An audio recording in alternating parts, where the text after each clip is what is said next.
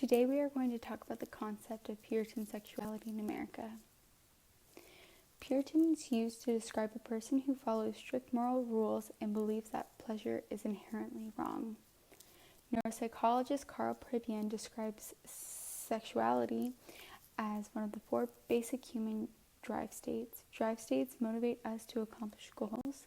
They are linked to our survival. Feeding, fighting, fleeing, and sex are the 4 drives behind every thought, feeling, and behavior of mankind.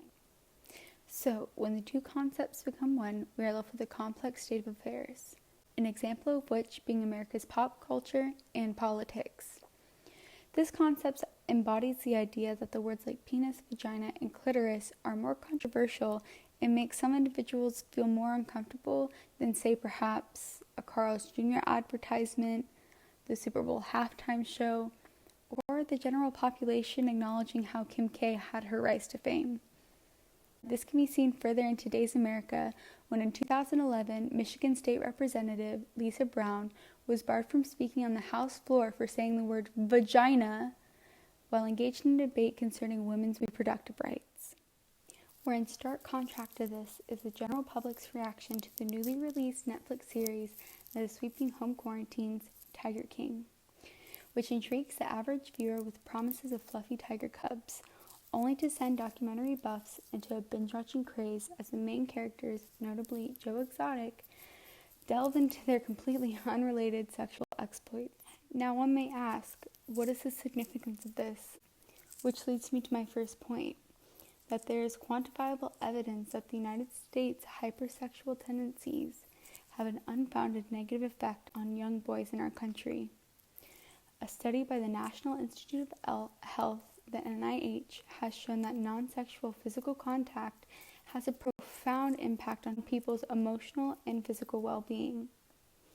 Even so, America is one of the most touch-phobic countries in the world, even before the coronavirus, leading researchers to conclude that when compared to their European counterparts, they are much less prone to platonic touching and more prone to violence towards one another. So, to lead the first point of discussion, could a reasonable person conclude that the lack of positive platonic physical contact among young boys in America contribute to the much higher violent crime rate than that of our European counterparts, who do not struggle with the same touchophobia as the United States?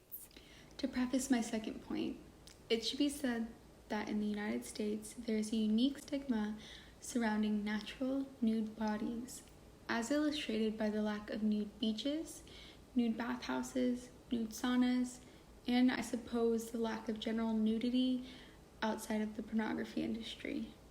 All of this despite the U.S. general public's hypersexualization for nearly nude Sports Illustrated cover models and the ultra-fit and ultra-revealing Dallas Cowboy cheerleaders.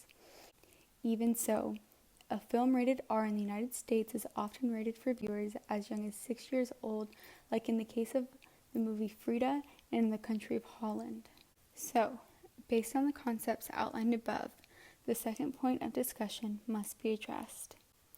Is hypersexualization of nearly nude American female icons seen as more moral than the mere acknowledgement of the natural state of the naked human body? And if this is found to be true, would the unpopular notion of Puritan sexuality be suitable when describing Americans at large? A third and final point begins with the proven assumption that lawmakers and elected officials have spent billions of taxpayer dollars on abstinence-only education programs, and the undeniable effect that this has had on the spread of misinformation among young people in their most formative years. Rather than having the desired effect of 1. Lowering teenage pregnancy numbers, 2. Lowering cases of STIs, and 3.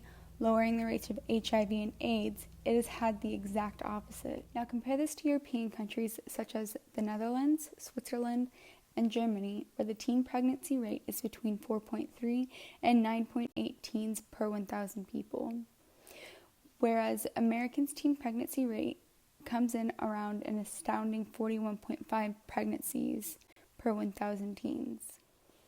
So, the third and final point of discussion is centered around this disparity.